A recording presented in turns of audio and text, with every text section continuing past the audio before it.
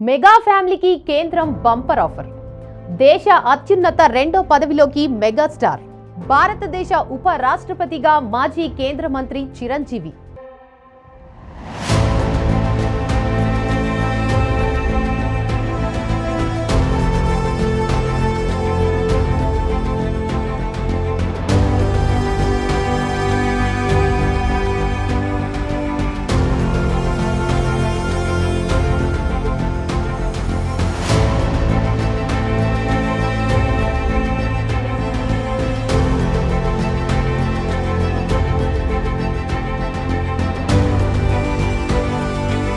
Mega ఫ్యామిలీకి కేంద్రం bumper offer.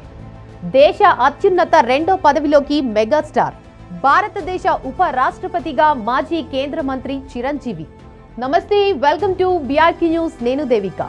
భారత ఉప రాష్ట్రపతి జగదీప్ ధన్కడ్ తన పదవికి రాజీనామా చేశారు. అనారోగ్య కారణాల దృష్ట్యా వైద్యుల సూచనల మేరకు ఈ నిర్ణయం తీసుకున్నట్లు ఆయన ప్రకటించారు. తన రాజీనామా లేఖను రాష్ట్రపతి ద్రౌపది ముర్ముకు పంపించారు. ఆమె దానిని ఆమోదించారు. ఈ రాజీనామా తక్షణమే అమల్లోకి వస్తుందని రాష్ట్రపతి కార్యాలయం ప్రకటించింది. ధన్కడ్ 2022 ఆగస్టు 11న ఉప రాష్ట్రపతిగా బాధ్యతలు స్వీకరించారు. వాస్తవానికి ఆయన పదవీ కాలం 2027 ఆగస్టు వరకు ఉంది. అయితే మరో 2 ఏళ్ల పదవీ కాలం ఉండగానే ఆయన రాజీనామా చేయడం చర్చనీయాంశంగా మారింది. దీంతో తదుపరి రాష్ట్రపతి ఎవరు అనేది ఇప్పుడు $1 మిలియన్ ప్రశ్న. ప్రస్తుతం దేశవ్యాప్తంగా ఇదే అంశం ఉత్కంఠ రేపుతోంది. దీంతో తాజాగా ఉపరాష్ట్రపతి స్థానంలో తెరపైకి టాలీవుడ్ స్టార్ హీరో, మాజీ కేంద్ర మంత్రి మెగాస్టార్ చిరంజీవి పేరు వినిపిస్తోంది. అవును, నిజంగా భారత మాజీ ఉపరాష్ట్రపతి రేసులో మాజీ కేంద్ర మంత్రి, నటుడు చిరంజీవి పేరు ప్రచారం జరుగుతోంది. ఇప్పటికే జనసేన, బీజేపీలో భాగంగా ఉండటం, పవన్ కళ్యాణ్ క్రేజ్ ను సౌత్ అంతా వాడుకోవాలని బీజేపీ ఆలోచిస్తున్నట్లుగా టాక్ వినిపిస్తోంది.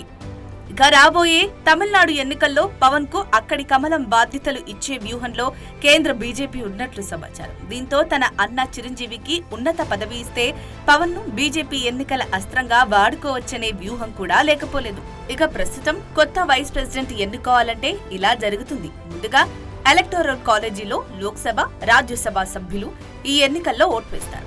అయితే ఈ ఎలక్షన్ కి 395 మంది సభ్యుల మద్దతు అవసరం ఉంటుంది.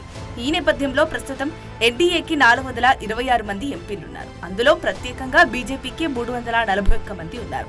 కాంగ్రెస్ కి 126 మంది సభ్యుల బలం ఉంది. ఈ లెక్క ప్రకారం చూసుకుంటే ఎన్డీఏ సులభంగా విజయం సాధించనుంది.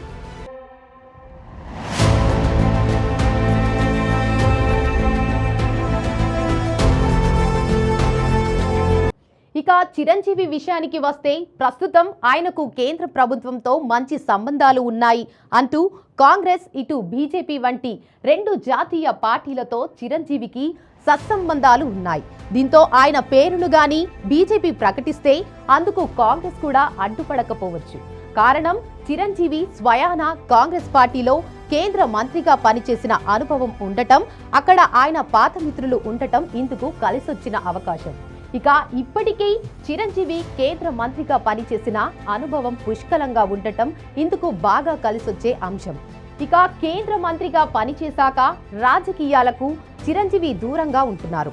ప్రస్తుతం ఆయన ఎక్కువగా సినిమాలపైనే ఫోకస్ చేశారు. ప్రస్తుతం చిరంజీవి అనిల్ రావిపూడి దర్శకత్వంలో ఓ సినిమా చేస్తున్నారు. అలాగే విశ్వంభర అనే భారీ బడ్జెట్ చిత్రం షూటింగ్ పూర్తి చేసుకుని వచ్చే సంక్రాంతికి విడుదలకు సిద్ధంగా ఉంది.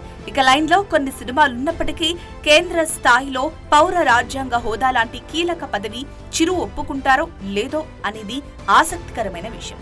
చిరంజీవి వైపు బీజేపీ చూపు తిప్పినట్లు కొన్ని విశ్వసనీయ వర్గాలు చెబుతున్నాయి. ఆయనే ఉపరాష్ట్రపతి అభ్యర్థిగా నిలిస్తే దక్షిణాదిలో బీజేపీకి ప్రత్యేక శక్తినిచ్చే అవకాశం ఉంది. రాజకీయాల్లో ఎప్పుడైనా ఏదైనా జరగొచ్చు.